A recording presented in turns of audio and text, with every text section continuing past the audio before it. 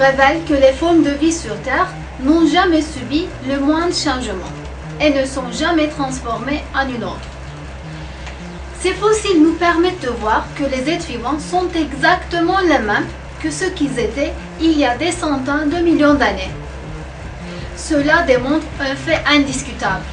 Les êtres vivants ne sont pas les résultats d'un processus imaginaire de l'évolution, mais tout ce qui existe sur Terre est l'œuvre de Dieu. Voyez, ce livre Atlas de la création est plein de fossiles prouvant cette réalité scientifique. Par exemple, voyons quelques exemples. Ici, vous voyez un bivalve âgé de 13 à 12,5 millions d'années. Et c'est un fossile datant de centaines de millions d'années. Et voici un bivalve d'aujourd'hui, ceux qui sont exactement les mêmes.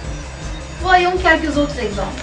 Par exemple, c'est une coquille et huître, âgée encore de centaines de millions d'années. Ici, vous voyez le fossile et voyez celui de l'aujourd'hui, de nos jours, à présent, il est toujours tout à fait le même, avec tout à fait les mêmes caractéristiques.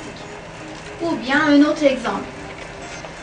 Vous voyez un fourmi ailé, âgé de 25 millions d'années.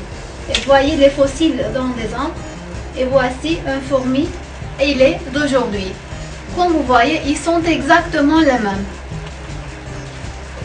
Bon, comme vous voyez, il est évident qu'un processus imaginaire de l'évolution n'a eu jamais lieu. Ce ne sont que quelques exemples que je vous ai cités ici, des centaines de millions de spécimens prouvant la création.